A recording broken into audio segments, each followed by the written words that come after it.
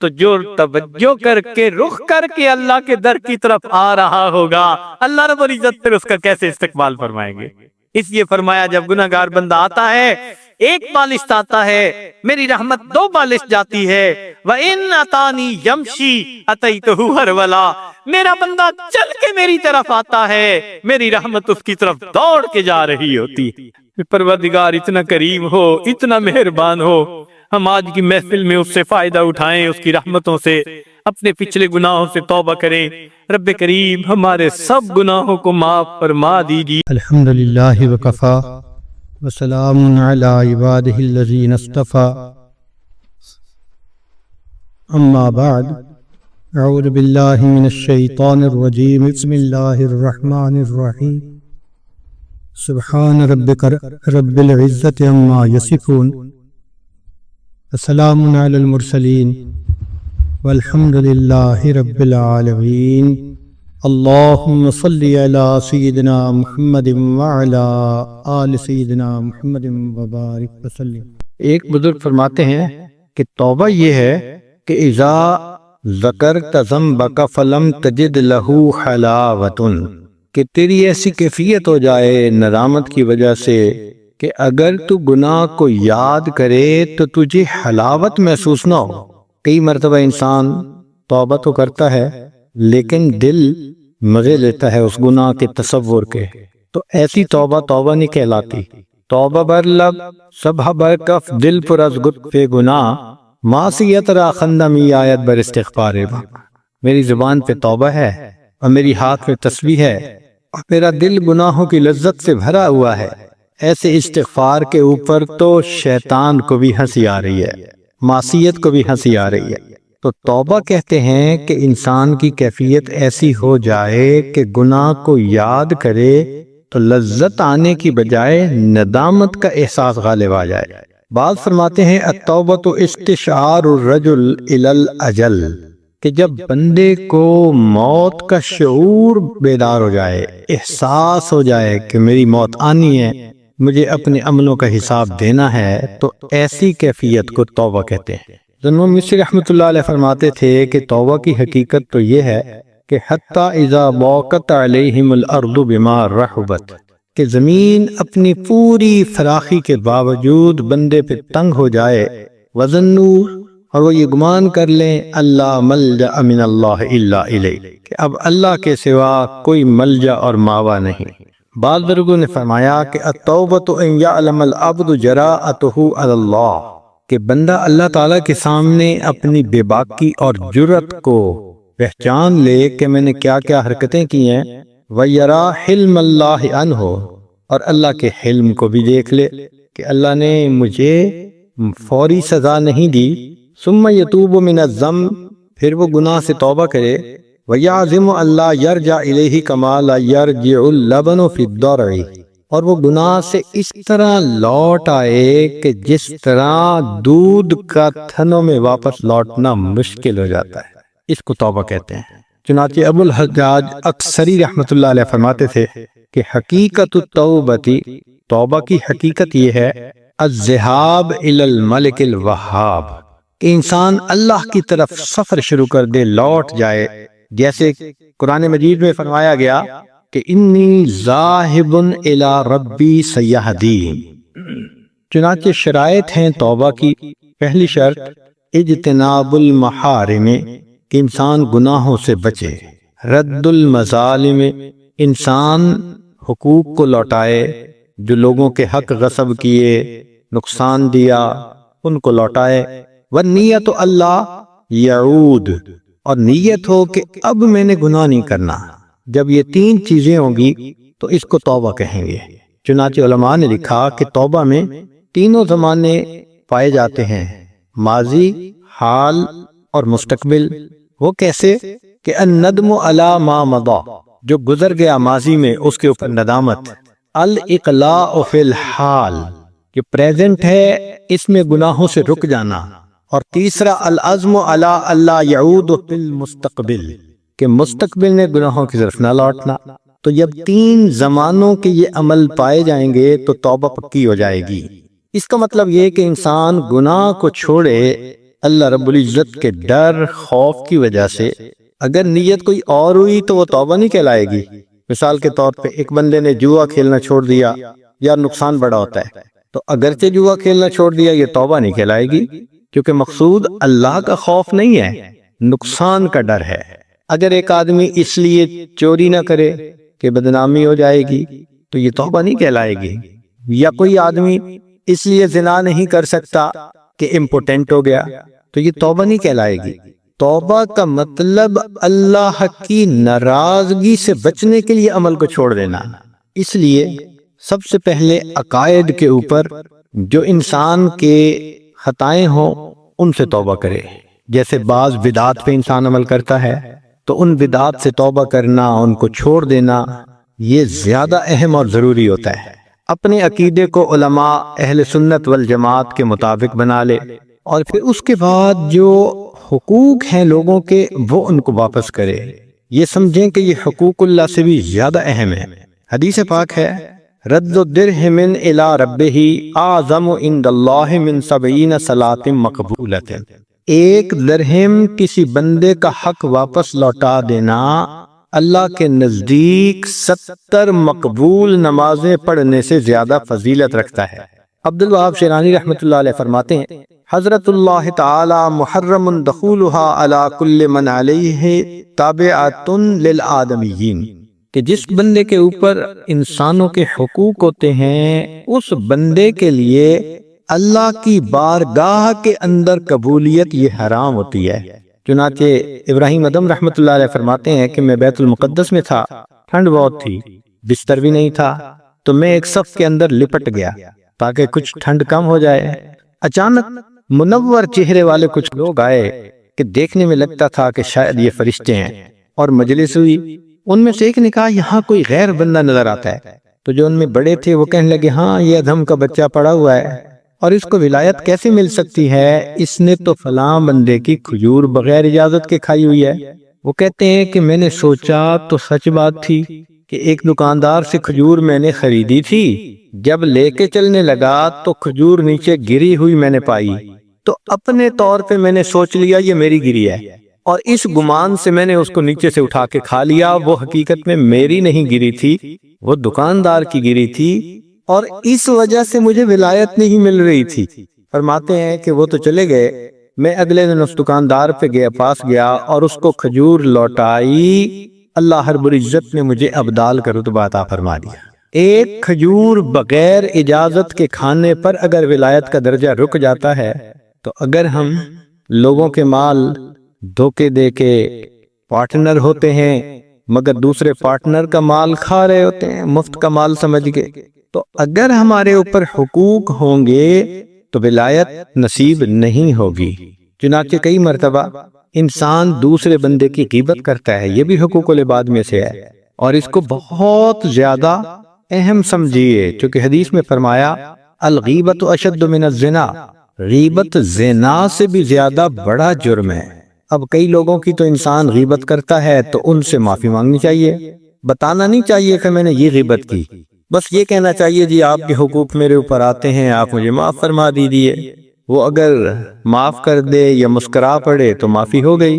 اور اگر ایسے بندے کی غیبت کی کہ جو فوت ہو گیا تو حذیفہ رضی اللہ عنہ فرماتے ہیں کفارۃ من اغتبتہ ان تستغفر لہ، کہ جن لوگوں کی تو نے غیبت کی ہے اس کا کفارہ یہ کہ تو ان کے لیے استغفار کیا کر، تو استغفار کرنا چاہیے۔ ایک اچھا عمل یہ بھی ہے کہ جمعہ کے دن آپ مسجد میں جو پیسے دیتے ہیں صدقہ کے، صاف پیسے کے، اس میں نیت کر لیا کریں کہ میں 5 پاؤنڈ تو دے رہا ہوں اپنے لیے، اور یہ 5 پاؤنڈ دے رہا ہوں ان لوگوں کے لیے جن کے حقوق میں نے ضائع کیے اور اب وہ دنیا سے چلے گئے۔ اگر اخلاص سے نیت ہوگی اللہ اس اجر کو پالیں گے جس طرح کہ ہم جانوروں کو پالتے ہیں، اور قیامت کے دن جتنے حق والے ہوں گے ان کو وہ اجر اتنا ملے گا کہ تقسیم ہونے سے سب راضی ہو جائیں گے۔ کئی مرتبہ انسان توبہ کرنا چاہتا ہے لیکن توبہ ڈیفیکلٹ ہوتی ہے۔ نیت کرتا ہے میں توبہ کروں، نہیں کر پاتا، صبح توبہ کرتا ہے شام توڑ دیتا ہے، شام کو توبہ کرتا ہے اور صبح میں توڑ دیتا ہے، باوجود کوشش کے اپنے اندر کی ٹیمپٹیشن کو نہیں روک پاتا، بدنظری کرتا ہے، غیبت کر دیتا ہے اور دوسرے گناہ کر لیتا ہے، تو اگر ایسی صورت ہو تو پھر کیا کرے بندہ؟ اللہ تعالیٰ علماء کرام کو جزائے خیر دے کہ انہوں نے ہمیں بے سہارا نہیں چھوڑا، ہر چیز سپیل آؤٹ کر کے کھول کے بتائی ہے۔ چنانچہ جس بندے کے لیے توبہ کرنا مشکل ہو، من اسرت علیہ توبۃ فلیکثر من قولہ، تو فرمایا کہ جس کے لیے توبہ مشکل ہو وہ یہ فکرہ زیادہ پڑھا کرے، اللہم انی اسألک بحق بسم اللہ الرحمن الرحیم تب علی انک انت التواب الرحیم۔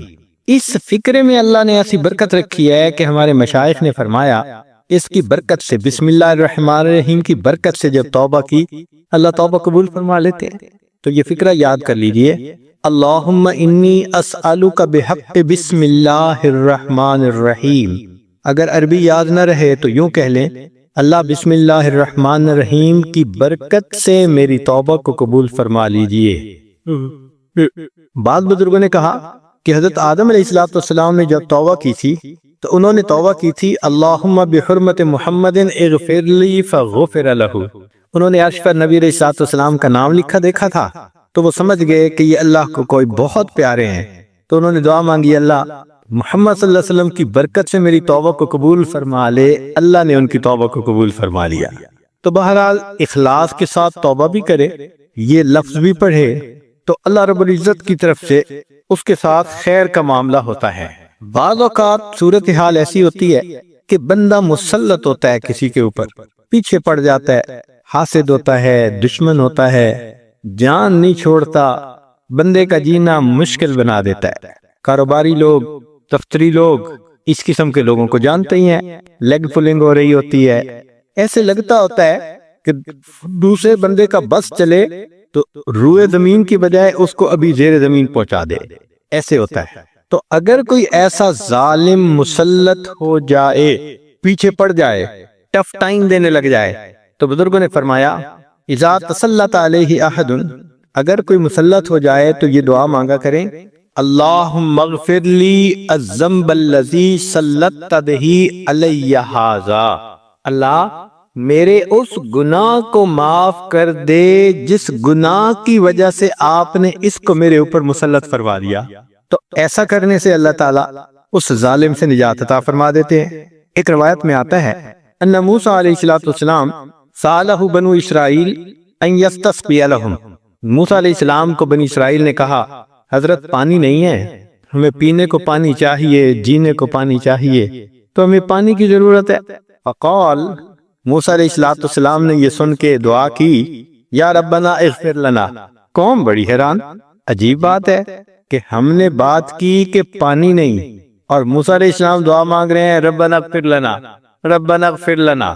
قالو، قوم پوچھنے لگی سألناک ان تستقی لنا فطلبت المغفرہ، ہم نے آپ سے عرض کیا کہ پینے کو پانی نہیں اور آپ نے اللہ سے مغفرت مانگنی شروع کر دی۔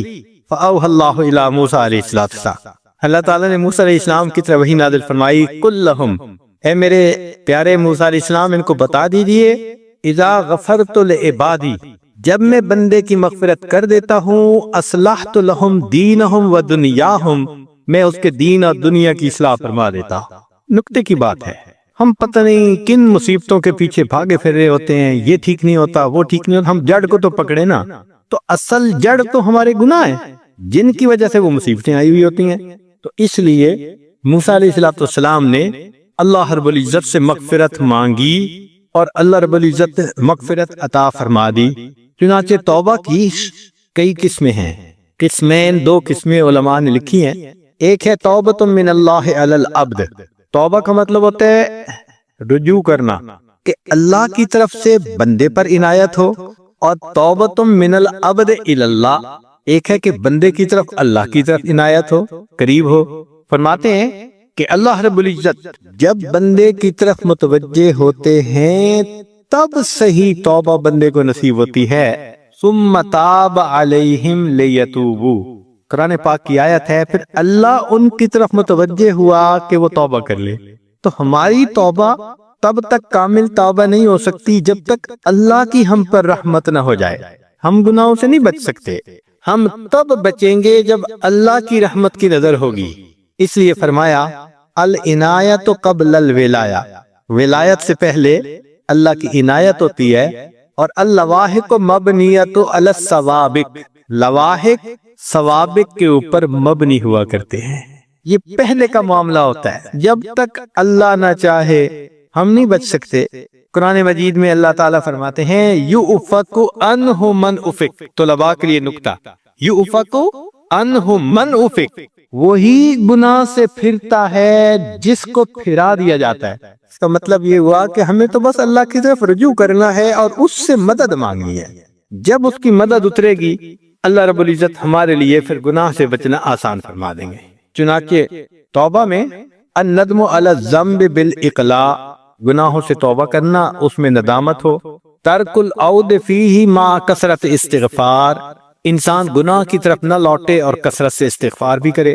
والخروج من سائر الجہل بتعلم ما لا بد منہ من الواجبات، پھر انسان دین کا علم حاصل کرے تاکہ جہالت سے نکلے۔ رد المظالم، حقوق واپس کرے۔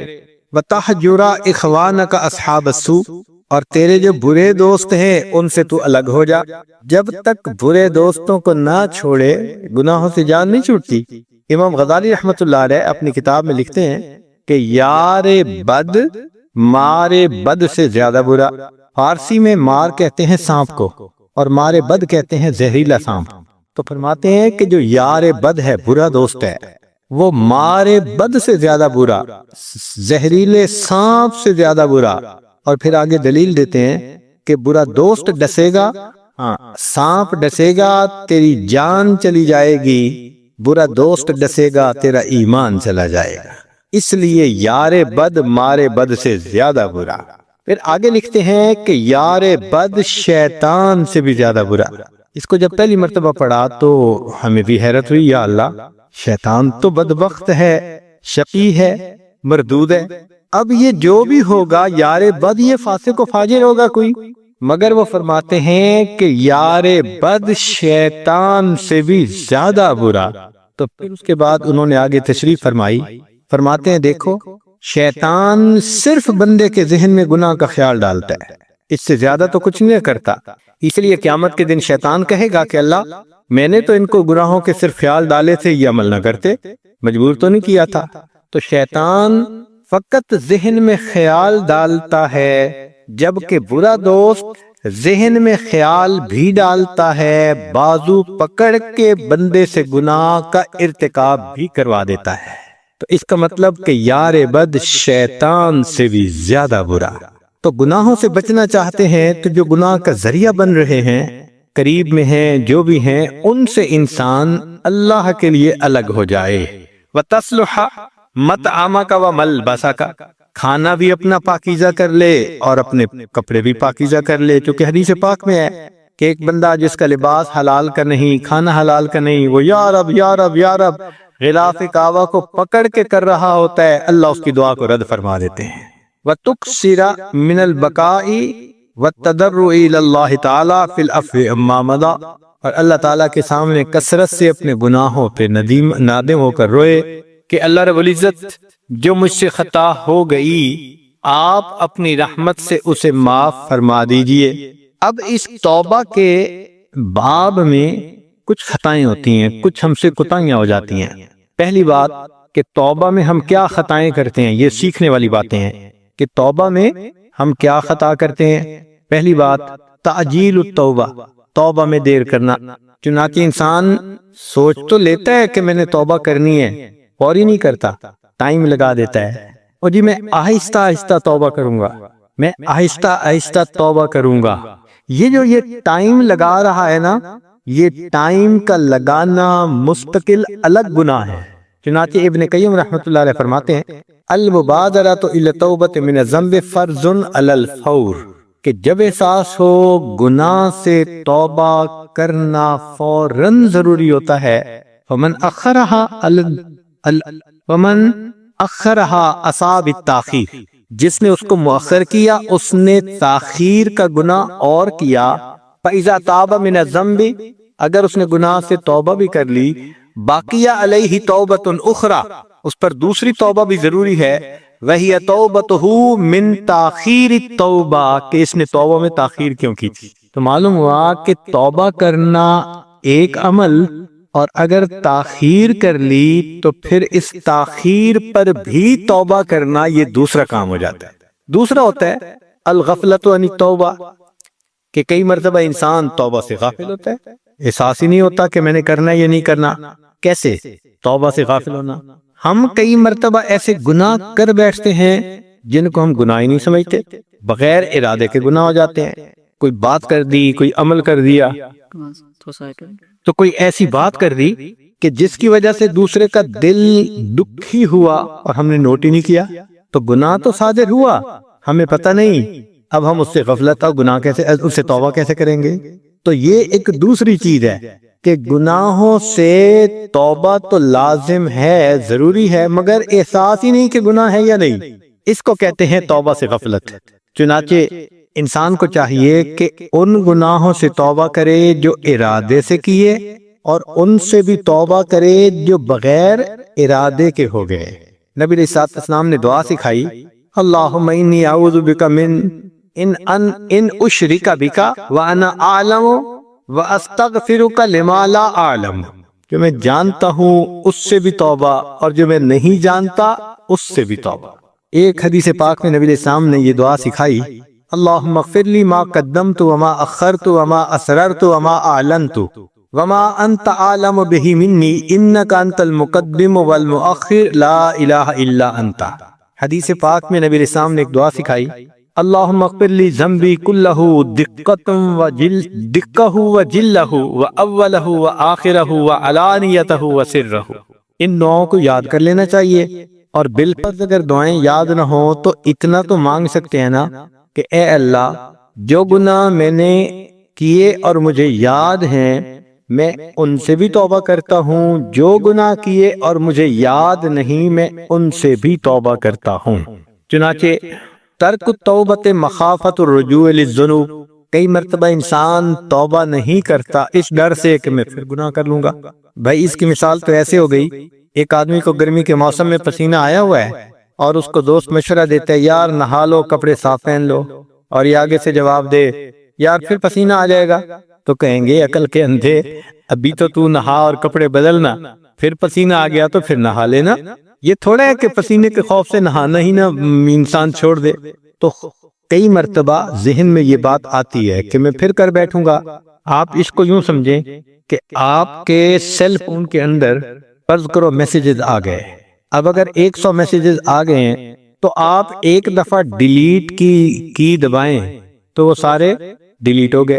کوئی کہے جی میں کیسے اس کو ڈیلیٹ کروں، اور آ جائیں گے، بھئی اور آ جائیں گے تو پھر ڈیلیٹ کا بٹن دبائیں گے۔ بالکل یہی معاملہ ہے کہ اگر ہم کچھ گناہ کر چکے اور وہ ہیں لکھے ہوئے تو ابھی تو یہ توبہ کی ڈیلیٹ کی دباؤ نا، تاکہ یہ تو نکلے نا، ختم ہو، ان باکس خالی ہو، اور جب اور آ گئے تو پھر ان کو ڈیلیٹ کی کمانڈ دبا دیں گے۔ تو انسان کو چاہیے کہ وہ توبہ کرتا رہے تاکہ گناہوں کی معافی ملتی رہے۔ کئی مرتبہ انسان یہ غلطی کرتا ہے کہ ترک التوبۃ خوفا من لمز الناس، کہ دوست ساتھی تانے دیں گے کہ دیکھو چھوڑ دیا اس گناہ کو، تو بھائی واللہ احق ان تخشا، اللہ تعالیٰ اس بات کا زیادہ حقدار ہے کہ ہم اس سے ڈریں، بندوں سے ڈرنے کی ضرورت نہیں ہے۔ کئی مرتبہ یہ غلطی ہوتی ہے کہ ترک التوبۃ مخافۃ سقوط المنزلۃ وذہاب الجاہ والشہرہ، کہ لوگ کہتے ہیں جی اگر توبہ کر لی تو جو شہرت ہے، جو میرا اس وقت ایک مقام بنا ہوا ہے کمیونٹی میں، تو وہ سب کی نظر سے میں گر جاؤں گا، مولوی بن جاؤں گا۔ بھائی یہ شہرت جو دنیا کی ہے یہ آخرت میں کسی کام نہیں آئے گی، اس کی وجہ سے انسان توبہ میں دیر نہ کرے۔ کئی مرتبہ شیطان ذہن میں یہ ڈالتا ہے کہ التوادی فی الذنوب اعتمادا علی سعۃ رحمت اللہ، انسان کے ذہن میں شیطان ڈالتا ہے اللہ بڑے رحیم ہے، آخر کسی کو تو معاف کرنا ہی ہے نا، بھئی کسی کو تو معاف کرنا ہی ہے، اس کا کیا مطلب کہ ہم گناہ کرتے رہے؟ یہ کیوں نہیں سوچتے کہ کسی کو تو جہنم میں بھیجنا ہی ہے، تو ہمیں بھی تو بھیج سکتا ہے۔ کئی مرتبہ انسان کہتا ہے بس ایک ہی تو گناہ کیا ہے، نہیں، دیکھیں آدم علیہ السلام جو جنت سے نکالے گئے تو ان سے کتنی غلطیاں ہوئی تھی؟ ایک ہی ہوئی تھی نا، تو نسیت ان اللہ اخرج آدم منہا الی الدنیا بذنب واحد، ایک غلطی پر، کوتاہی پر، بھول پر اللہ نے آدم علیہ السلام کو جنت سے زمین پر اتار دیا تھا۔ تو ایک گناہ بھی بہت ہوتا ہے۔ کئی مرتبہ شیطان ذہن میں مایوسی ڈال دیتا ہے، الیاس من رحمت اللہ، وہ جی میں تو ہوں ہی بدکار، بس میں کیا کروں۔ ایسی بات نہیں ہے۔ انسان کی توبہ اللہ تعالیٰ قبول کرنے کے لیے تیار ہیں جب تک کہ مغرب سے سورج طلوع نہیں ہو جاتا، یا جب تک انسان کی موت کا وقت نہیں آ جاتا، یا جب تک سور نہیں پھونک دیا جاتا۔ توبہ کے لیے اللہ رب العزت قبول کرنے کو تیار۔ جب توبہ کرتے ہوئے اللہ تعالیٰ نہیں تھکتے تو ہم توبہ کرتے ہوئے کیوں تھک جاتے ہیں؟ پھر ایک اور بھی نقطہ توبہ کے باب میں سیکھنا ضروری ہے کہ کچھ گناہ دیکھنے میں چھوٹے ہوتے ہیں مگر وہ کئی مرتبہ بڑے بن جاتے ہیں، صغیرہ کبیرہ بن جاتے ہیں۔ ما تعظم بہ الصغائر من الذنوب، ایسے عمل جن کی وجہ سے چھوٹے گناہ بھی بڑے بن جاتے ہیں۔ ان میں سے پہلا الاصرار والمواظبہ، اگر انسان بار بار کرے تو صغیرہ بھی کبیرہ بن جاتا ہے۔ صحابہ نام ایک فکرہ آپس میں کہتے تھے کہ لا صغیرۃ مع اصرار ولا کبیرۃ مع استغفار، استغفار کے ساتھ کوئی کبیرہ نہیں رہتا اور اصرار کے بعد کوئی گناہ صغیرہ نہیں رہتا۔ اور کئی مرتبہ استصغار الذنب، بندہ گناہ کو چھوٹا سمجھتا ہے۔ حضرت علی عنہ فرمایا کرتے تھے کہ جس گناہ کو بندہ چھوٹا سمجھتا ہے وہ اللہ کی نظر میں موٹا ہوا کرتا ہے، اور جس گناہ کو انسان موٹا سمجھتا ہے وہ پروردگار کی نظر میں چھوٹا ہوتا ہے۔ تو گناہ کو کبھی چھوٹا نہ سمجھے۔ کوئی بندہ کہہ سکتا ہے کہ جی میں نے فلاں صاحب کی تھوڑی سی بدتمیزی کی، بھئی جب وہ صاحب اتنا بڑا ہے تو تھوڑی سی بدتمیزی کا کیا مطلب؟ تو اللہ رب العزت کی عظمت کو دیکھیں۔ ابن قیم رحمۃ اللہ نے فرمایا، اے دوست یہ نہ دیکھنا کہ گناہ چھوٹا یا بڑا، بلکہ اس ذات کی عظمت کو دیکھنا کہ جس کے حکم کی تو نافرمانی کر رہا، وہ کتنا بڑا پروردگار ہے۔ اچھا تیسرا الفرح بالمعصیہ، گناہ کرنا اور خوش ہونا۔ اب دوست آپس میں بیٹھ کے باتیں کر رہے ہیں، میں نے فلاں کو تو ایسے بیوقوف بنایا، یا سنا رہے اپنی لو سٹوری خوش ہو کے کہ میرے تو فلاں کے ساتھ ایسے تعلقات ہیں۔ تو گناہ کرنا ایک گناہ کا عمل تھا، لیکن اس کو خوش ہو کے بتانا اس گناہ کو اور بڑا گناہ بنا دیتا ہے۔ الاغترار بحلم اللہ وسترہ وامحالہ ایاہ، یا اللہ تعالیٰ کی ستر پوشی کے اوپر دھوکہ کھا لینا۔ تو ان چیزوں سے چھوٹے گناہ بھی بڑے بن جاتے ہیں۔ اب کچھ چیزیں ایسی ہیں کہ جو توبہ پر انسان کی معاون ہوتی ہیں۔ الاخلاص للہ، کہ انسان اخلاص کے ساتھ توبہ کرے تو اللہ تعالیٰ توبہ پر استقامت دیتے ہیں۔ نقطے کی بات، علماء نے لکھا ہے کہ 3 کاموں میں اللہ کی خاص مدد ہوتی ہے۔ 3 کاموں میں اللہ رب العزت کی خاص مدد ہوتی ہے۔ پہلی بات، اگر کوئی مسجد بنانے کا ارادہ کر لے تو اللہ رب العزت مسجد بنانے کے معاملے میں اپنے بندوں کی خاص مدد فرماتے ہیں۔ مسجدیں بن ہی جایا کرتی ہیں، مسجدوں کے قرضے اتر ہی جایا کرتے ہیں۔ دوسری بات، اگر کوئی بیٹی کی شادی کی تاریخ رکھ دے، یہ عمل اللہ رب العزت کو اتنا پسند ہے کہ بھلے کچھ نہ ہو، جہیز نہیں، خرچہ نہیں، کیسے بارات آئے گی، کیسے رخصت کریں گے، جو مرضی ہو، اللہ بالآخر اس بچی کی رخصتی عزت کے ساتھ کروا ہی دیتے ہیں۔ اور تیسری بات، گناہ کو چھوڑنے کی سچی نیت ہو تو اللہ رب العزت فرماتے ہیں اس بندے پر گناہ سے بچنے کے لیے میں خصوصی مدد فرما دیتا۔ تو اگر ہم گناہ نہیں چھوڑ پا رہے تو اس کا مطلب یہ کہ ہماری نیت میں ابھی پورا خلوص نہیں ہے۔ اگر خلوص پورا ہوتا تو ہمیں توبہ کی توفیق نصیب ہو جاتی۔ چنانچہ فرمایا، امتلاء القلب من محبت اللہ، اللہ کی محبت سے دل بھر جائے تو انسان گناہ سے کنارہ کشی کر لیتا ہے۔ العلم، جب گناہوں کی مضرت کا پتہ چل جائے تو انسان گناہ چھوڑ دیتا ہے۔ اسی امام غزالی رحمۃ اللہ علیہ نے فرمایا کہ بڑا عالم وہ نہیں ہوتا جو باتیں زیادہ کرتا ہو یا جانتا ہو، فرماتے ہیں نہیں، بڑا عالم وہ ہے جس کے اوپر گناہوں کی مضرتیں زیادہ کھل چکی ہو، وہ بڑا عالم ہے کہ اب وہ گناہ سے بچے گا۔ پھر فرماتے ہیں کہ غض البصر، اپنی آنکھوں کی حفاظت کرو تو توبہ پر استقامت نصیب ہو جاتی ہے۔ مجانبت الاشرار، برے لوگوں سے الگ ہونا، مصاحبت الاخیار، نیکوں کے ساتھ محبت رکھنا، تعلق رکھنا، النظر فی العواقب، گناہ کا انجام جو برا ہوتا ہے اس کے بارے میں سوچے، اصلاح الافکار، اپنی سوچ کو ٹھیک کر لے، الحیا، اللہ سے حیا کھائے، اور الدعا، اور توبہ کی استقامت پر اللہ تعالیٰ سے دعا مانگے۔ پھر فرماتے ہیں کہ فوائد التوبہ، توبہ کے فوائد کیا ہیں؟ التوبہ سبب الفلاح، توبہ کرنے سے انسان کو فلاح ملتی ہے۔ بالتوبہ تکفر السیئات، گناہ معاف ہو جاتے ہیں۔ بالتوبہ تبدل السیئات حسنات، گناہ نیکی میں تبدیل ہو جاتے ہیں۔ اب ان کی آگے آیات بھی ہیں سپورٹ کے لیے، لیکن چونکہ وقت ہے نا محدود، اس لیے یہ عاجز اشارہ صرف کرتا جا رہا ہے۔ التوبہ سبب لمتاع الحسن، توبہ کرنے والے کو متاع حسن نصیب ہوتی ہے۔ فرمایا توبوا ثم توبوا الیہ یمتعکم متاعا حسنا الی اجل مسمى۔ التوبہ سبب لنزول الامطار، بارشیں برستی ہیں۔ توبوا الیہ یرسل السماء علیکم مدرارا ویزدکم قوة الی قوتکم ان اللہ یفرح بتوبۃ التائبین، اللہ تعالیٰ توبہ کرنے والے کی توبہ پر خوش ہوتے ہیں۔ کتنا خوش ہوتے ہیں؟ حدیث پاک میں ہے کہ ایک صحرا کے اندر آدمی اپنی اونٹنی کے اوپر سفر کر رہا تھا، اور اونٹنی پر اس کے کھانے پینے کا سب سامان تھا۔ وہ کہیں رکا، نیند آ گئی، جب اٹھا تو اونٹنی غائب تھی۔ وہ دائیں دیکھا، بائیں دیکھا، ادھر ادھر چل پھر کے دیکھا، اس کو اونٹنی نظر نہ آئی۔ فرمایا کہ اب اس کو یقین ہو گیا کہ میں پیدل چل کے صحرا کو عبور کر نہیں سکتا، اور کھانے پینے کی کوئی چیز ہے نہیں، اور ڈی ہائیڈریشن میری ہو چکی گرمی کی وجہ سے، پسینے کی وجہ سے، تو میں تو ایڑیاں رگڑ رگڑ کے مر جاؤں گا۔ حتیٰ کہ وہ مایوس ہو گیا۔ اسی مایوسی کے عالم میں اس کو تھوڑی سی غنودگی آئی، تو جو اس نے آنکھ کھولی تو دیکھا کہ وہ جو اونٹنی تھی وہ سامان کھانے کے ساتھ لدی ہوئی وہ قریب آ گئی ہے۔ تو وہ بندہ اتنا خوش ہوا کہ کہنے لگا اللہ تو میرا بندہ، میں تیرا اللہ۔ اخطا، خطا کر بیٹھا، خوشی کی انتہا کی وجہ سے، اتنی خوشی تھی، کہنا تھا اللہ میں تیرا بندہ، تو میرا اللہ، الٹ کہہ گیا۔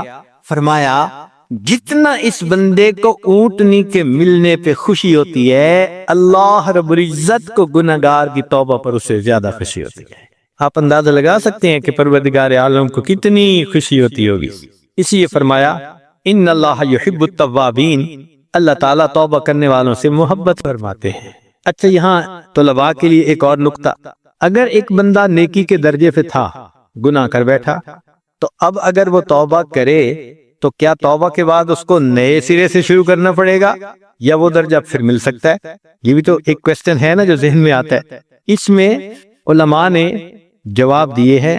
پہلا جواب کہ ہاں، جب اس نے توبہ کر لی تو التائب من الذنب کمن لا ذنب لہ، گناہ سے توبہ کرنے والا ایسے ہوتا ہے جیسے گناہ کیا ہی نہیں۔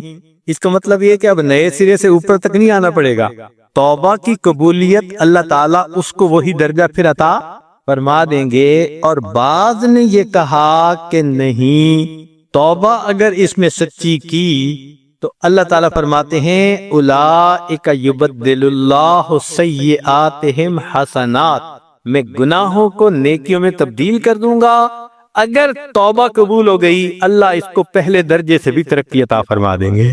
اسی حدیث پاک میں آتا ہے کہ ان العبد لیعمل الذنب یدخل بہ الجنہ، کہ کئی مرتبہ بندہ گناہ کرتا ہے، وہ گناہ جنت میں جانے کا اس کا سبب بن جایا کرتا ہے۔ ایک اصول کی بات یاد رکھیے کہ من ترک للہ شیئا عوضہ اللہ خیرا منہ، جو اللہ کے لیے کوئی چیز چھوڑتا ہے تو اللہ اس کو اس سے بہتر بدلہ عطا فرماتا ہے۔ تو ہم اگر اللہ کے لیے گناہوں کو چھوڑیں گے تو اللہ ہمیں اس سے بہتر بدلہ عطا فرمائیں گے۔ چنانچہ من ترک الکبر ولزم التواضع، جو کبر چھوڑ دے اور تواضع کو اختیار کرے تو اسے کیا جواب میں ملے گا؟ اللہ بلندی دیں گے۔ حدیث پاک میں آیا من تواضع للہ رفعہ اللہ، جو اللہ کے لیے تواضع اختیار کرتا ہے اسے اللہ بلندی عطا، اب اسے اللہ اٹھائے گا، اسے کون نیچے گرا سکتا ہے؟ وہ تو عز من تشاء وہ تو ذل من تشاء، یہ تو اللہ کے اختیار میں ہے۔ تو جو بندہ اللہ کے لیے گناہ چھوڑے گا اللہ اس کو اس سے بہتر چیز لوٹائیں گے۔ چنانچہ حدیث پاک میں آتا ہے کہ جس بندے نے غیر محرم پر نظر ڈالنے والا گناہ چھوڑ دیا اللہ اس کے بدلے اس کو عبادت میں لذت عطا فرما دیتا ہے۔ اب یہ غیر محرم کی طرف دیکھنا تو ایک لمحے کی لذت تھی، اور یہ عبادت کی لذت تو ہمیشہ کی نعمت ہے۔ تو دیکھیں چھوٹی چیز کو چھوڑا اور اس کے جواب میں بڑا انعام مل گیا۔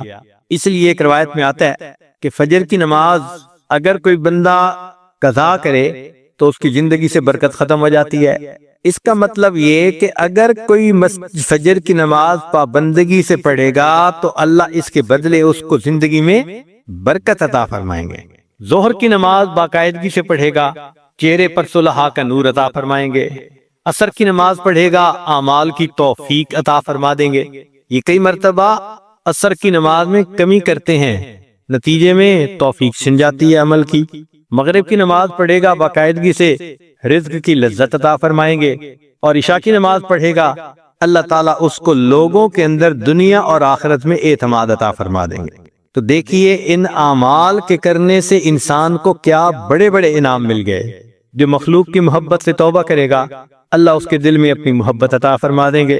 جو انتقام چھوڑ دے گا، کئی مرتبہ بندہ نیت کرتے ہیں نا انتقام لینے کی، سبحان اللہ، جو انتقام لینا چھوڑ دے گا تو فرمایا عوضہ اللہ التمانیہ، اللہ اس کے دل کو اطمینان عطا فرما دیں گے، دل کو سکون عطا کر دیتے ہیں کہ اس نے، اسی حدیث پاک میں ہے کہ جو بندہ زنا کے اوپر قدرت رکھتا ہے، یعنی اگر وہ چاہے تو وہ کر سکتا ہے، مگر وہ اللہ کے خوف کی وجہ سے زنا نہیں کرتا، اللہ زنا سے بچنے کی بنا پر اس کو جنت میں اپنا دیدار عطا فرمائے گا۔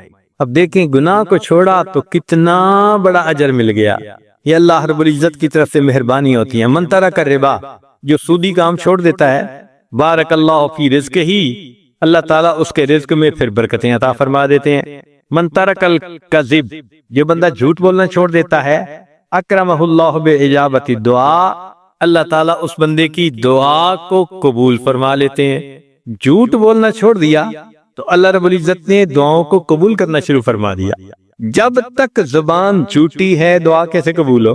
جھوٹ ختم کر کے دیکھیے، سچی زبان سے نکلی ہوئی دعا اللہ رب العزت کے ہاں رد نہیں کی جاتی۔ جو انسان بری صحبت کو چھوڑتا ہے اللہ اسے نیکوں کی صحبت اختیار کر دیتے ہیں، اور جو بندہ رشتہ داروں کے ساتھ رشتے ناتے جو توڑے ہوتے ہیں اس گناہ کو چھوڑ دیتا ہے، فَكَانَ بَرًّا بِوَالِدَيْهِ رَزَقَهُ اللَّهُ الْأَوْلَادُ الْبَرَرَ، اللہ تعالیٰ اس کی عمر میں برکت دیتے ہیں، اور جو ماں باپ کے ساتھ اچھا سلوک کرتا ہے اللہ اس کو فرما بردار اولاد عطا فرما دیتے ہیں۔ تو رب کریم کی طرف سے بندے کی ضرور پذیرائی ہوتی ہے۔ چنانچہ کتابوں میں ایک واقعہ لکھا ہے، ایک قصاب تھا اور ہمسائے کی ایک کام کرنے والی لڑکی تھی، تو اس کے ساتھ اس کا معاشقہ چل پڑا، وہ عاشق ہو گیا اس کے اوپر۔ واقعہ ذرا سنیے گا، ان قصابا ولا بجاریۃ لباس جیرانہ، اب اس لڑکی کو گھر والوں نے کسی کام کے لیے دوسری بستی کی طرف بھیجا، تو قدرتاً مغرب کے بعد کا وقت تھا، یہ پیچھے پیچھے تھا، فارسلها اهلها الى حاجۃ لهم فی قریۃ اخری فتبعها، اس بندے نے اس کا پیچھا کیا، فراودها عن نفسها، اور اس کو تنہائی میں دیکھ کے اندھیرے میں پھسلایا، گناہ پہ مائل کیا۔ وہ نیک بچی تھی، جب اس نے اسے کہا نا کہ میں تو تم سے بہت محبت کرتا ہوں، تو اس نے آگے سے کہا لا تفعل لأنا اشد حبا لک منک لی ولکنی اخاف اللہ، اس نے کہا کہ تم میرے ساتھ گناہ مت کرو، جتنی محبت تم مجھ سے کرتے ہو اس سے زیادہ محبت میں تم سے کرتی ہوں، مگر میں اللہ سے ڈرتی ہوں، میں گناہ نہیں کر سکتی۔ اس کے اخلاص والے الفاظ تھے کہ اللہ نے اس نوجوان کے دل میں یہ بات اتار دی کہ یہ اللہ سے اتنا ڈرتی ہے تو میں کیوں نہ ڈروں۔ چنانچہ اس نے توبہ کی نیت کر لی اور کہا کہ میں چلتا ہوں فلاں بستی میں علماء بستے ہیں، ان کے پاس جاؤں گا، علم سیکھوں گا، نیک بن جاؤں گا۔ گرمی کا موسم تھا، سخت گرمی تھی، لمبے دن تھے، سفر پہ پیدل چل پڑا۔ راستے میں اسے ایک بڑے میاں ملے، تو بڑے میاں نے اس سے پوچھا کہاں جانا ہے، اس نے کہا فلاں جگہ۔ آپ نے کہاں جانا ہے؟ فلاں جگہ۔ تو بستیاں قریب قریب تھیں۔ انہوں نے کہا بھئی دیکھو 3 دن کا سفر ہے تو ہم دونوں مل کے کر لیتے ہیں، اکٹھا چلیں گے، اکٹھا رکیں گے، تنہائی بھی نہیں ہوگی، سفر بھی ذرا کٹ جائے گا۔ بہت اچھا۔ اب جب سفر شروع کیا تو ان دونوں نے یہ دیکھا، نوجوان نے بھی اور بڑے میاں نے بھی، کہ سخت دھوپ کا موسم ہے مگر ان کے اوپر ایک بادل نے سایہ کیا ہوا ہے، اور جدھر وہ جا رہے ہیں بادل ساتھ ساتھ، بادل ساتھ ساتھ۔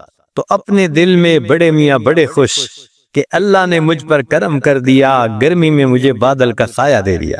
نوجوان بھی بڑا خوش کہ میں اس نیک بندے کے ساتھ چل رہا ہوں جس کی برکت سے میں دھوپ سے بچ گیا۔ 3 دن رات انہوں نے سفر کیا۔ جب الگ الگ ہونے لگے تو اللہ کی شان کے بوڑھے نے دیکھا کہ بادل کا سایہ نوجوان کے سر پہ، تو وہ بڑا حیران، لوٹ کے واپس آیا، اس نوجوان سے پوچھنے لگا کہ تمہارا کون سا عمل ہے جو اللہ کو بہت پسند آ گیا؟ تو نوجوان کی آنکھوں میں آنسو آ گئے، کہنے لگا میں تو گناہ گار انسان ہوں، اتنی سی بات ہے کہ میں نے اللہ کے خوف کی وجہ سے یہ زنا کا گناہ چھوڑا تھا۔ میرا مالک کتنا کریم ہے، اس نے اولیاء کی مانند مجھے گرمی کے موسم میں اپنا سایہ عطا فرمایا۔ تو جو دنیا میں بادلوں کے سایہ عطا فرماتا ہے، وہ پروردگار جنت قیامت میں اپنے عرش کا سایہ عطا فرماتا ہے۔ تو اللہ کے لیے جب بندہ گناہ چھوڑتا ہے لازماً اس کو اس کا اجر ملتا ہے۔ یہ ممکن ہی نہیں کہ اللہ تعالیٰ اس کو ریٹرن نہ دیں اس بندے کو۔ تو اس لیے ہمیں چاہیے کہ ہم اپنے گناہوں سے توبہ کریں۔ اب اگر گناہ سے بچنے پر کیا ملتا ہے اس کو دیکھنا چاہیں تو سورہ یوسف پڑھ لیجئے۔ حضرت یوسف علیہ السلام اپنے بھائیوں سے جدا، خاندان سے جدا، کنویں میں گرے، نکالے گئے تو پھر مصر میں آ کر بکے، بادشاہ نے خرید لیا۔ جب بھرپور جوانی کی عمر کو پہنچے تو جس گھر میں تھے اس عورت نے گناہ کی طرف مائل کر لیا۔ تو یوسف علیہ السلام گناہ سے بچ گئے، کہا معاذ اللہ، میں اللہ کی پناہ مانگتا ہوں۔ اب دیکھیے، یوسف علیہ السلام ماں باپ سے دور تھے، بھائیوں سے دور تھے، وطن سے دور تھے، اپنا کوئی نہیں تھا، سینکڑوں میل کا فاصلہ تھا، لیکن وہ گناہ سے بچے۔ اب اس گناہ سے بچنے پر اللہ نے کیا اجر دیا کہ سب سے پہلے تو ان کو خزانوں کا والی بنا دیا، وارث بنا دیا، تخت و تاج عطا کر دیا۔ پھر اللہ رب العزت نے ایک بھائی کو ان کے پاس پہنچا دیا، پھر اس کے بعد اللہ تعالیٰ نے بھائیوں کو آنے کی توفیق دی، پھر والدین بھی آ گئے، پورا خاندان یوسف علیہ السلام کے پاس آ گیا، عزتیں ملی۔ کیا وجہ تھی؟ اس لیے کہ انہوں نے گناہوں سے اپنے آپ کو بچایا تھا۔ جو گناہ سے اپنے آپ کو اللہ کی رضا کے لیے بچاتا ہے، اللہ ہمیشہ اس کو عزتوں سے نوازتا ہے۔ تو سورہ یوسف اس بات کی دلیل ہے کہ جو بندہ چھوڑے گا گناہ تو اللہ رب العزت اس کو گناہوں سے بچائیں گے بھی اور توبہ پہ جمے رہنے کی توفیق بھی عطا فرمائیں گے۔ اچھا، کئی مرتبہ ذہن میں یہ بات آتی ہے، میں نے جی بڑی توبہ کی ہے مگر کیا کروں کہ بس میں تو گناہ سے بچ نہیں سکتا۔ ذرا اس بارے میں بھی چند احادیث سن لیجئے تاکہ ہم بات کو مکمل کریں۔ انس رضی اللہ تعالیٰ عنہ، انس رضی اللہ عنہ فرماتے ہیں، قال قال رجل یا رسول اللہ صلی اللہ علیہ وسلم، ایک بندہ نبی علیہ السلام کی خدمت میں حاضر ہوا، کہنے لگا اے اللہ کے رسول صلی اللہ علیہ وسلم، انی اذنب، میں گناہ کرتا ہوں۔ قال، نبی علیہ السلام نے فرمایا استغفر، بھئی استغفار کر۔ قال فاستغفر واعود، اے اللہ کے رسول صلی اللہ علیہ وسلم، میں استغفار کرتا ہوں پھر گناہ کر بیٹھتا ہوں۔ قال فاذا ات فاستغفر، فرمایا اگر تو پھر گناہ کرے تو پھر استغفار کر۔ قال واستغفر واعود، تیسری مرتبہ وہ کہتا ہے اے اللہ کے حبیب صلی اللہ علیہ وسلم، میں توبہ کرتا ہوں پھر گناہ کر بیٹھتا ہوں۔ قال فاذا ات، اگر تو نے تیسری مرتبہ یا چوتھی مرتبہ گناہ کیا تو تجھے چاہیے کہ تو استغفار کر حتی یکون الشیطان هو المحسور، حتی کہ شیطان کو حسرت ہو جائے کہ میں اس بندے سے گناہ کرواتا ہوں، یہ توبہ کر کے میرے گناہ کا سارا مسئلہ خراب کر دیتا ہے۔ مقصد یہ کہ اگر شیطان گناہ کروانے سے باز نہیں آتا تو ہم توبہ کرنے سے باز کیوں آتے ہیں؟ اس پر حضرت اقدس تھانی رحمۃ اللہ نے ایک عجیب حکایت لکھی ہے۔ فرماتے ہیں قیامت کا دن ہوگا، اللہ تعالیٰ ایک بندے کو کھڑا فرمائیں گے اور فرشتوں کو فرمائیں گے اس کا نام اعمال چیک کرو۔ اب اللہ تعالیٰ تو بھید جانتے ہیں، مگر اللہ تعالیٰ بسا اوقات خود چاہتے ہیں فرشتوں سے کہ بھئی دیکھو نام اعمال کو۔ فرشتے کہیں گے اللہ اس نے گناہ کیا، پھر اس نے توبہ کی، پھر گناہ کیا، پھر توبہ کی، پھر گناہ کیا، پھر توبہ کی، ساری عمر یہی حال رہا اس کا۔ گناہ کرتا رہا، توبہ کرتا رہا، گناہ کرتا رہا، توبہ کرتا رہا۔ اللہ تعالیٰ فرمائیں گے اچھا اس کا مطلب یہ کہ شیطان نے اس کو گناہ کے ذریعے گرایا، یہ گر کے پڑا نہیں رہا، یہ پھر توبہ کر کے کھڑا ہو گیا، پھر شیطان نے گرایا، پھر یہ کھڑا ہو گیا، ساری عمر شیطان اس کو گراتا رہا، یہ اٹھ اٹھ کے کھڑا ہوتا رہا۔ میرا بندہ اصل میں توبہ کی نیت رکھتا تھا، تبھی تو اٹھ کے کھڑا ہو جاتا تھا، چونکہ بار بار اس نے توبہ کی، میں نے اس کی توبہ کو قبول کے سب گناہوں کو معاف فرما دی۔ تو ہم ہار تو نہ مانے نہ شیطان سے، وہ گناہ کرواتے ہیں ہم فوراً توبہ کریں، نہ چت کر سکے نفس کے پہلواں کو تو یوں ہاتھ پاؤں بھی ڈھیلے نہ ڈالے، ارے اس سے کشتی تو ہے عمر بھر کی، کبھی وہ دبا لے کبھی تو دبا لے۔ اس پر کسی نے کہا کہ جی نہیں میں نے تو کبھی بھی نہیں دبایا، شیطان ہی مجھے دباتا رہتا ہے ہر وقت۔ تو شاعر نے جواب دیا جو ناکام ہوتا رہے عمر بھر بھی، بہر طور کوشش تو عاشق نہ چھوڑے، یہ رشتہ محبت کا قائم ہی رکھے، جو 100 بار توڑے تو 100 بار جوڑے۔ یہ تیرے رب سے محبت کا رشتہ ہے، شیطان اس کو کاٹتا ہے گناہ کی کینچی سے، تو کٹا نہ رہنے دے، تو پھر گانٹھ باندھ دے، وہ پھر توڑے گا تو پھر گانٹھ باندھے گا، وہ توڑتا رہے گا تو جوڑتا رہے گا، اللہ تجھے جوڑنے والوں میں شمار فرما لیں گے۔ ایک دوسری حدیث مبارکہ سنیے، نبی علیہ الصلوۃ والسلام کے پاس ایک صحابی آئے، ان کا نام تھا حبیب۔ جا حبیب بن الحارث الی النبی صلی اللہ علیہ وسلم فقال یا رسول اللہ صلی اللہ علیہ وسلم انی رجل مقراف، میں ایک ایسا بندہ ہوں جو بڑا ہی گنہگار ہوں۔ فقال تب الی اللہ یا حبیب، نبی السلام نے فرمایا اے حبیب اللہ کے سامنے توبہ کر لے۔ فقال یا رسول اللہ، عرض کی ہے اللہ کے حبیب صلی اللہ علیہ وسلم انی اتوب ثم اعود، میں توبہ بھی کرتا ہوں پھر لوٹ آتا ہوں گناہ کر بیٹھتا ہوں۔ فقال فکلما اذنبت فتب، تو جب بھی گناہ کرے تو توبہ کر۔ قال کہنے لگا یا رسول اللہ صلی اللہ علیہ وسلم، اے اللہ کے نبی صلی اللہ علیہ وسلم اذا تکثر ذنوبی، اگر میرے گناہ بہت ہو جائیں، یعنی میں توبہ کروں پھر توڑ بیٹھوں پھر توبہ کروں پھر اور بار بار گناہ کرتا رہوں، تو یا اللہ کے نبی صلی اللہ علیہ وسلم پھر کیا ہوگا؟ سبحان اللہ، نبی علیہ السلام نے جواب دیا، فرمایا عفو اللہ عز وجل اکثر من ذنوبک یا حبیب، اے حبیب اللہ کی جو معافی ہے اور رحمت ہے وہ تیرے گناہوں سے زیادہ بڑی ہے، توبہ کرتا رہے گا وہ قبول فرماتا رہے گا۔ سبحان اللہ، سبحان اللہ، اللہ رب العزت کتنے کریم ہیں۔ چنانچہ ایک اور حدیث مبارکہ سنیے، جاء رجل الی النبی صلی اللہ علیہ وسلم وهو یقول، ایک نوجوان آیا نبی علیہ السلام کی خدمت میں اور وہ کہہ رہا تھا وَذُنُوبَاهُ مَرَّتَيْنِ أَوْ ثَلَاثَ، 2 دفعہ اس نے کہا ہائے میرے گناہ، میں برباد، میں مارا گیا، لٹا گیا، جیسے ہم کہتے ہیں اپنی زبان میں۔ تو انہوں نے یہی کہا کہ ہائے مجھے میرے گناہوں نے برباد کر دیا۔ فقال له النبی صلی اللہ علیہ وسلم، اب ذرا غور کیجئے کہ وہ نوجوان کہتا ہے میں بار بار گناہ کر کر کے تباہ ہو گیا، اللہ کے حبیب صلی اللہ علیہ وسلم سے کیا فرماتے ہیں؟ فرماتے ہیں فقال له النبی صلی اللہ علیہ وسلم، نبی السلام نے فرمایا قل، تو کہے اللہم مغفرتک اوسع من ذنوبی، اللہ تیری مغفرت میرے گناہوں سے زیادہ وسیع ہے، ورحمتک ارجا عندی من عملی، مجھے اپنے عملوں کی بجائے تیری رحمت کا بھروسہ زیادہ ہے۔ ثم قال له اعد، جب اس نے یہ کہہ دیا نا، نبی علیہ السلام نے فرمایا کہ اس دعا کو دوبارہ پڑھ، فاعاد، اس نے دوبارہ پڑھی۔ ثم قال له اعد، نبی علیہ السلام نے فرمایا تیسری مرتبہ یہ دعا پڑھ، فاعاد، اس نے تیسری مرتبہ پڑھی۔ فقال، نبی علیہ السلام نے فرمایا قم، کھڑے ہو جاؤ، فقد غفر اللہ لک، اللہ نے تیرے گناہوں کو معاف فرما دیا۔ تو حدیث پاک سے ثبوت مل رہا ہے بار بار گناہ کرنے والے بندے کو اللہ کے حبیب نے فرمایا اس دعا کو 3 مرتبہ سچے دل سے پڑھ دو، کھڑے ہو جاؤ، اللہ نے گناہوں کو معاف فرما دیا۔ اس لیے جب انسان اپنے گناہوں سے توبہ طائب ہوتا ہے تو اللہ رب العزت توبہ کو قبول کرنے میں جلدی فرماتے ہیں۔ اس لیے جبریل علیہ السلام نے آ کے بتایا اے اللہ کے حبیب صلی اللہ علیہ وسلم، ہم ہر چیز کو تولتے ہیں، ہم ہر چیز کو تولتے ہیں سوائے گناہگار بندے کے ندامت والے آنسوؤں کو۔ تو نبی علیہ السلام نے فرمایا آنسوؤں کو کیوں نہیں تولتے؟ اے اللہ کے نبی صلی اللہ علیہ وسلم، ایک ایک آنسو پر اللہ رب العزت سمندر کے برابر گناہوں کو معاف فرما دیتے ہیں۔ ایک ایک آنسو پر اللہ تعالیٰ گناہوں کے سمندروں کو معاف فرما دیتے ہیں۔ آگ کے سمندر کو ایک آنسو بجھا سکتا ہے۔ سبحان اللہ۔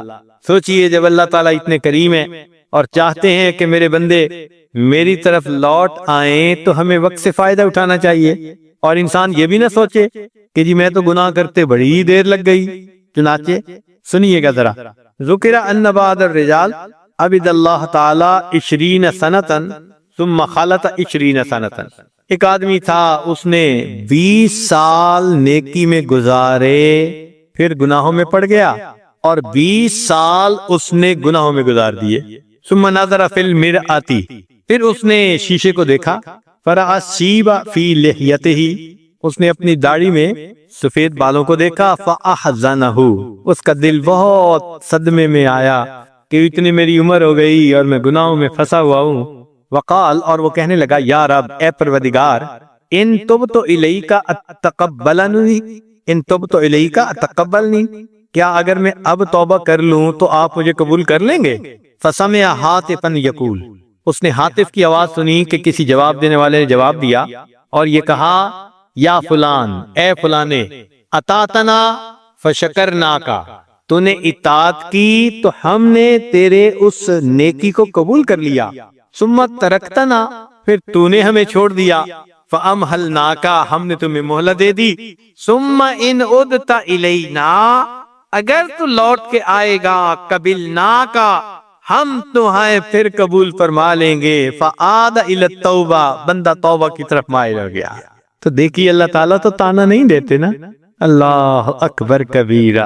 ایک عجیب بات سنیے، بہت عجیب بات، سبحان اللہ۔ ہم گناہگاروں کے لیے بڑی امید افزا بات ہے، ہم خطاکاروں کے لیے اور گناہگاروں کے لیے بڑی امید افزا بات ہے۔ قال موسیٰ علیہ السلام، موسیٰ علیہ السلام نے اللہ رب العزت سے گزارش کی، عرض کی، یا ربی، اے پروردگار، اذا سالک الطائع ماذا تقول لہ، جب آپ کو نیک بندہ، فرما بردار، طائع قرآنی لفظ ہے، اتینا طائعین، تو اگر نیک بندہ آپ کو پکارتا ہے تو آپ جواب میں کیا فرماتے ہیں؟ قال لبیک، اللہ تعالیٰ نے فرمایا اس کے جواب میں لبیک کہتا ہوں۔ نیک بندہ جب مجھے کہتا ہے نا یا رب، تو میں اس کے جواب میں کیا کہتا ہوں؟ لبیک۔ قال فالزاہد، موسیٰ علیہ السلام نے کہا اگر کوئی زاہد آپ کو پکارے، قال اقول لبیک، اللہ فرماتے ہیں میں جواب میں لبیک کہتا ہوں۔ قال فالصائم، پوچھا اگر کوئی روزے دار آپ کو پکارے، قال اقول لبیک، اللہ فرماتے ہیں روزہ دار پکارے گا لبیک کہتا ہوں۔ قال، موسیٰ علیہ السلام نے پوچھا فالخاطئ، اللہ اگر خطاکار اور گناہگار آپ کو پکارے، قال اقول، فرمایا میں اس کو کہتا ہوں لبیک لبیک لبیک۔ اے میرے پیارے موسیٰ علیہ السلام، جب گناہگار مجھے پکارتا ہے میں 3 مرتبہ لبیک کہتا ہوں۔ نیک نے پکارا، روزے دار نے پکارا، زاہد نے پکارا، میں نے 1 مرتبہ لبیک کہا، اور جب گناہگار مجھے پکارتا ہے فاقول لبیک لبیک لبیک۔ اور پھر رب کریم نے اس کا راز بیان کیا، فرمایا یا موسیٰ کل واحد من ہؤلاء یتکل علی عملہ، یہ جو نیک لوگ تھے، روزہ دار تھے، نیک تھے، زاہد تھے، ان کو اپنے عملوں پہ بڑی امیدیں تھیں۔